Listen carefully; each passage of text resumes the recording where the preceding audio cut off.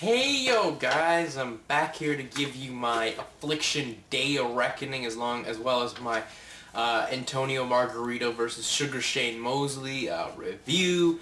Gotta say, both fight events were very entertaining. I was thoroughly enjoyed Affliction Day of Reckoning. I would say it was much better. It was better, I would go with, probably, than Affliction Band. I mean, I'm just throwing that out there. That's just my personal opinion. I enjoyed this card a lot.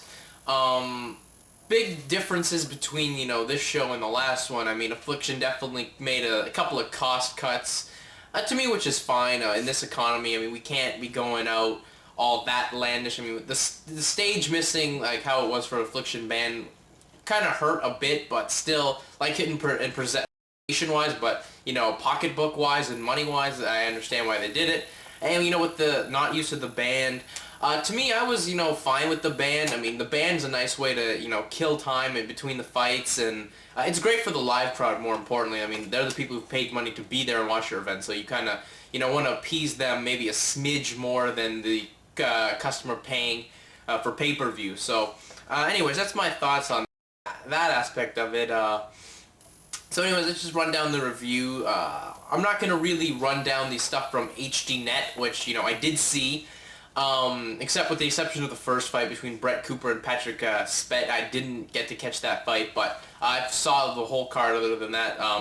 I got to say, getting into the first fight, the Albert Rios-Antonio Duarte fight, that was a real good, strong fight to see, to kick things off, I would say, but real good fight there. I thought Duarte would have come in and killed Albert Rios, but Rios, stood up his game. I mean, he won the last two rounds, in my opinion, and was able to do enough to get the win there. I mean, Duarte got a nice takedown, and took him down with, forces from a punch or elbow. I can't remember which, but he got him down there, and he could have probably finished him with a pound, but wasn't able to. So that was interesting. I mean, that Rios was a tough kid. His strong leg kicks. I mean, he was able to punch better, make the connections better, and that he won the fight, and rightfully so.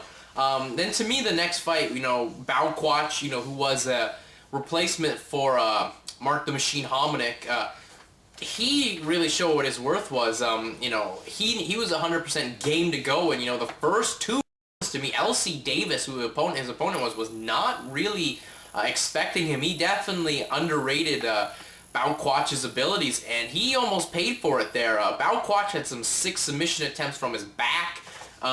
Real good stuff from Bauquach. Davis won the fight. I don't know how to me, he did not win the second round. A lot of people I've seen gave him the second round. To me, he didn't, as I thought Bao was able to, do a good enough amount of job on the ground, and, even on the stand-up portion, he won that by a bit. But to me, definitely the third round went to Davis. But, yeah, other than that, and then we went to the last fight, which HDNet did, is they scrapped the Jay Heron, Jason High bout, and it was eventually the last bout that only the live crowd got to see, which to me was a thumbs up for Affliction. But anyway, that was Antonio Rogerio Nogueira versus Vladimir Matviyenko. Really not the most exciting way to, end your broadcast on pay-per-view, but whatever. Little Nog made it a little entertaining towards the end after, Matviyenko and Nog actually started to throw them. After a while, Little Nog got mad, and he threw some nice combinations and a devastating knee. I believe one of the kicks, or one of the punches, I should say, really hurt Matviyenko, and, he was definitely, done from that point on. Little Nog kept pouring on, and then he gave this devastating knee. I mean, he kneed him right in the face, but, Matviyenko had his hands up, but still, it was just that powerful enough that it really hurt Matviyenko, and Little Nog gets the win. And then we went to the starting on the pay-per-view portion, and we started off with an interesting fight here as Dan Louzon took on Bobby Green, and we all know Bobby Green was the replacement for Chris Horodecki. Green, a very exciting fighter. He fights a lot like, Crazy Horse. A lot of people have said that, but Crazy Horse Bennett, I should say, and he proved why. I mean, he just, excuse me, came out full board. When he, tried to overwhelm Louzon from the opening moments of the fight there, and it looked like he was going to do it. The first, then there was the accidental low blows. I mean, the first time, complete, full-on accident. I mean, he got him right in the cup, too, so it was pretty nasty. The second one was bad as well, but The third one, I don't know about. I mean, that one, to me, he was sort of, doing the pro wrestling selling aspect of it, but whatever it was, I guess Louzon, got enough to, anger Green and, get him off his game, and Louzon was able to get a submission with just about seconds left in the first round. A real strong fight. I mean, the crowd got into it. The low blow aspects did take him out, but I mean, come on, I guess that crowd had never been kicked in the balls, so they wouldn't know what that's like. But real good fight there. I believe Bobby Green did lose 2 points, so it would have been maybe a tough comeback for him, but I think he could have potentially won the fight if he was able to, withstand that, and he could have potentially, but Louzon, maybe he would have probably got a submission in the midway portions of the second round, but still, real strong showing from Bobby Green. Then we went to the next fight, which was Paul Buentello versus Kiril Sidelnikov. Real good fight. I mean, this was more of a boxing fight, but still, a boxing match, I should say, but still, I mean, Buentello and Sidelnikov, they just let, the punches fly. Like I said, I mentioned, this was a rock'em sock'em robot fight. I mean, there's a portion in there where they're both just out there going like this. I mean, it was pretty insane there for a while. And even when they were, clinched up, Sidelnikov and Buentello, they kept some nice elbows going in there. But eventually, Buentello's boxing was just so much stronger than Sidelnikov's, as he was able to, use the power and just pick away part of, I can't remember what eye it was on Sidelnikov, but, one of his eyes eventually became a mess. I believe it was his right eye. Was just a mess, and he just picked it away, got his vision, and then used the power aspect that he has. I mean, Bonello hits really hard, so, I mean, if you remember his hitting Justin Eilers back in UFC 51 when, Eilers just laughed at him and then did a Ric Flair bomb and fell right down, so, really, but yeah, Bonello, just power was so there, and, he got a big knockdown, and, it looked like he rocked him, like, one portion where he just punched Sidelnikov and he spun around, so that's what it was, very interesting. And then, he got a finish there, so Buentello, or he won by the referee stoppage. No, did he win by referee decision? No, he did not. I wouldn't say that the referee did. Yeah, referee called it off. Excuse me for that. Then we went to the next fight, which was Rento, Babalu, Sobral versus Rameau, Thierry, Sokoudjou. This fight, to me, was actually pretty interesting. I like this one. It was better than I thought it would be. I mean, the first round, I was very impressed with Sokoudjou, as, Sokoudjou, in his last fight with the UFC, he won the first round, but nothing really impressive. Here, he was pretty impressive. He was dictating the pace and his will, doing some pretty good judo stuff, judo tosses and all. He's able to hold his own on the ground there, but, once the second round got going, Babalu turned things around. He was able to, when they were on the ground, he got eventually a nice, kind of a cravat choke on him, on Sokoudjou, and Sokoudjou tried to roll out, and then Babalu got him into a Darce choke, and that was it for Sokoudjou. He was real upset about that, as you could tell. I mean, he was very depressed. I mean, he had things going his way for, a lot of the fight there, and, I mean, once they went to the ground, this was Babalu's territory, really, and Babalu did a strong doing. They didn't really set up the Babalu versus Tito Ortiz fight, how a lot of people thought they would, but I guess they could do that down the line, but I don't know if Ortiz would want to, as at this rate. I mean, time he wanted to fight with them, Affliction couldn't come to money issues. I still don't know if they will be able to, but still, pretty interesting fight, and I don't know where Sokoudjou goes from here. Can he come back and be, on another Affliction show? Yes. I don't know what type of opponent quality he will get, but still, maybe they could bring Bobby Southworth in from Strikeforce. I don't know, but Sokoudjou is very disheartened with that, and career in the maybe mainstay in the big fight picture could be about over now. Then we went to the next fight, which was Matt the Law Lindland versus the Phenom Vitor Belfort. And this was a pretty scary fight, as Vitor Belfort was the Vitor Belfort of old. I mean, this is from, the early days of the UFC when he just rocked Lindland. I mean, Lindland fell right on his ass. He was out more on his ass than his feet, as you would say. And then, once Belfort just jumped on him, he just delivered some damn devastating shots on him when Lindland was on the ground. The referee was kind of at a bad vantage point because to me, I think on at least the second shot, you could have stopped it. As Lindland really wasn't there at all. And then once the referee did stop it, I mean, Lindland was shaking. I mean, this was pretty scary of a knockout there. They even brought the stretcher out and they tried to put him on there.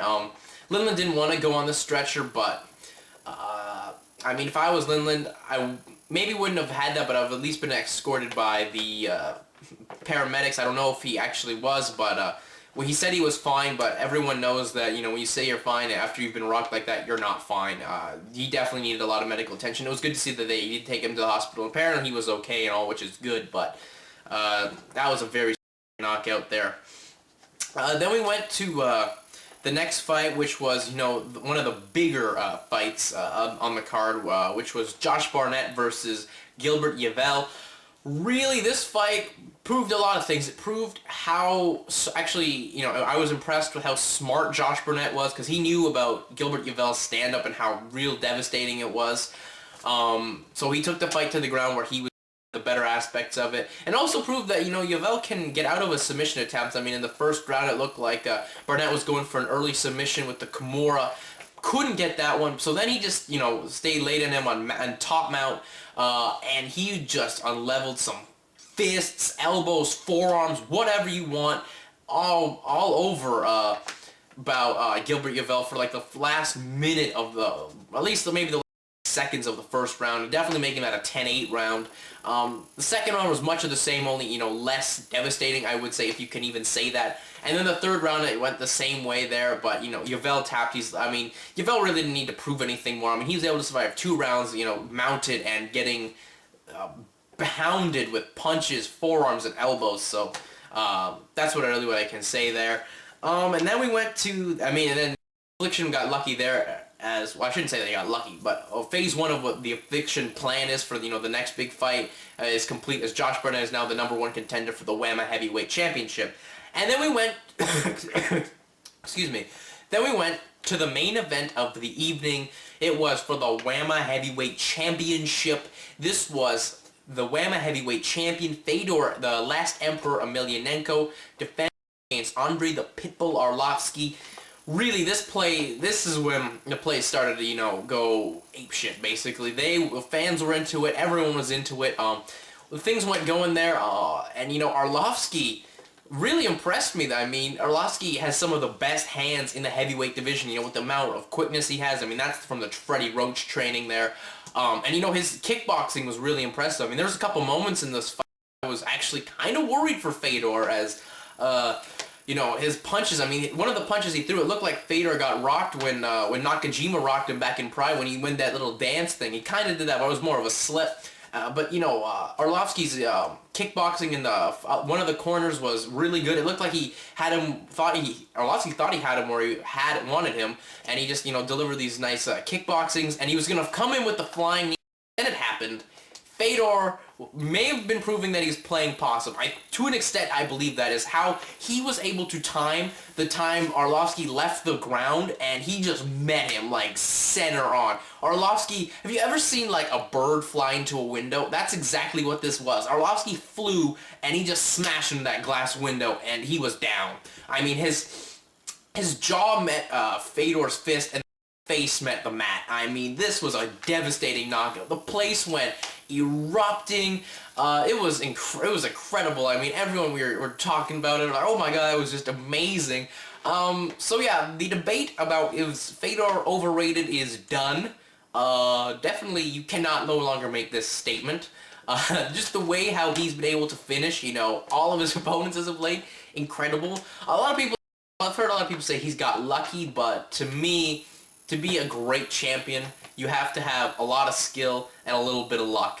And maybe he got a little bit of luck there, but to me, I just think he timed this perfectly. He knew where he was. I mean, Fedor's been rocked more before that, so that's where I'm going to go with that. Real fun show. I like some of the aspects they did, like they had the Pride introduction type deal, you know, the Pride now with Dream, and, you know, K1 still does, where you introduce all the guys on the card and, you know, they get an ovation. I like that aspect. I mean, the UFC will never do it, but I like it.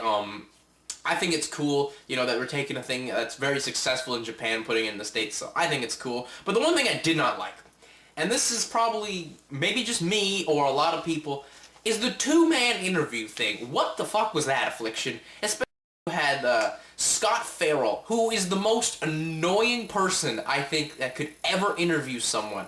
If you remember Scott Farrell from the days of, you know, the nationally syndicated show Battle Dome, and back in his days with the WAMMA Pit Fighting, I mean, well, I shouldn't say days, you know, the show of WAMMA Pit Fighting when he was the ring announcer, when he gave the great line of after he introduced every fight was, "It's time to shake up." I mean, he's just the most annoying man. And why did you need two people to interview one guy? I felt like they were about to gangbang Freddie Roach when they interviewed him. I can't remember the name of the second guy. I mean, he was, you know, a normal human being, because I'll give him credit. They could have just used him, but I don't know. I thought the commentary team did, you know, a pretty good job. I liked it. A lot of people are saying, well, why are we not using Frank Trigg?